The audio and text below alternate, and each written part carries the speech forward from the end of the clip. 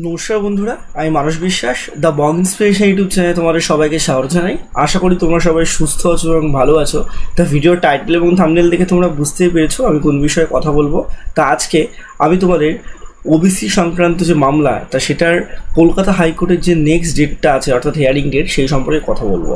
তা তোমরা ইতিমধ্যে জানো যে বিগত কয়েক মাস ধরে তোমাদের এই যে ওবিসি সংক্রান্ত কেসের বাহানায় রাজ্যের ডব্লিউপিআরবি বলো বা ডব্লিউপিএসসি বলো, কোনো পরীক্ষা কিন্তু ঠিকঠাকভাবে সংগঠিত করছে না, তার রেজাল্ট বার করছে না।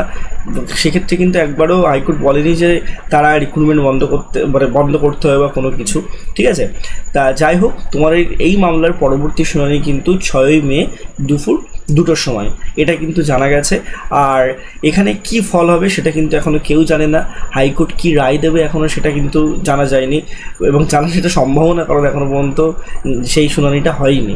তা সেক্ষেত্রে একটা কথা আমি মনে করি যে প্রত্যেকটা কমিশনের উচিত যে এবার একটা পদক্ষেপটা নিয়ে তাদের পরীক্ষাগুলো কন্ডাক্ট করানো, কারণ কোথাও কিন্তু কোর্ট বলেনি যে তোমাদের ওবিসি কেসের জন্য এই যে পরীক্ষাগুলো ডিলে করতে হবে বা রেজাল্ট না দিতে হবে। এটা আমি মনে করি একটা বাহানা টাইপের ব্যাপার।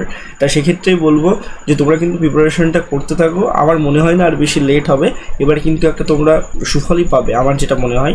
এবং তোমরা জুন জুলাই মাসে কিন্তু পরীক্ষা কিন্তু শুরু হয়ে যাবে, আমার যেইটুকু মন বলছে। তা তোমরা কিন্তু হোপ ফর দ্য বেস্ট, দেখা যাক কি হয়। এবং অবশ্যই কিন্তু কালকে 27 তারিখে পিএসসি অভিযান আছে। তা পিএসসি অভিযানে তোমরা কিন্তু অবশ্যই যাও। আমি আজকে রাত্রে ভিডিওটা শ্যুট করছি, ঠিক আছে। তোমরা কিন্তু অবশ্যই পিএসসি অভিযানে যাবে, কারণ তোমাদের পথে না নামলে তোমরা কিন্তু সেই জায়গাটা কখনোই বলতে পারবে না।